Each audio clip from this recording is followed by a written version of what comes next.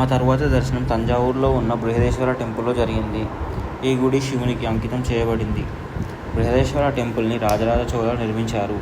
ఈ దేవాలయ నిర్మాణం సుమారుగా 1000 సంవత్సరాల క్రితం జరిగింది. ఈ దేవాలయంలో ఉన్న విమానం చాలా ఎత్తుగా మరియు అద్భుతంగా ఉంటుంది.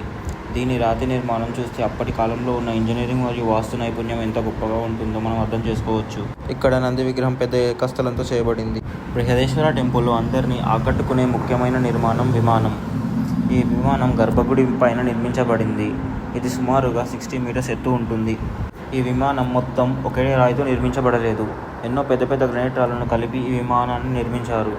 కానీ విమానం పైన ఉన్న ముఖ్యమైన రాయి మాత్రం ఒకటే గ్రానైట్ బ్లాక్తో తయారు చేయబడింది. ఈ పెద్ద రాయి బరువు సుమారుగా 80 టన్నులు ఉంటుందని చెబుతారు.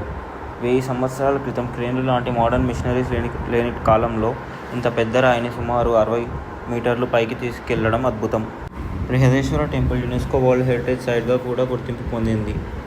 తంజావూరుకి వచ్చే ప్రతి ఒక్కరూ ఈ అద్భుతమైన దేవాలయాన్ని తప్పకుండా చూడాలి. తంజావూరు బృహదేశ్వర టెంపుల్ కేవలం ఒక దేవాలయం కాదు. ఇది మన పూర్వీకుల ఇంజనీరింగ్, ఆర్కిటెక్చర్ మరియు శిల్పకళ ప్రతిభకు ఒక గొప్ప సాక్ష్యం. ఈ టెంపుల్ టైమింగ్స్ మార్నింగ్ 6 నుండి 12:30 వరకు, ఈవినింగ్ 4 నుండి 8:30 వరకు. ఇలాంటి మరెన్నో వీడియోస్ కోసం నా ఛానల్ సబ్స్క్రైబ్ చేసుకోండి.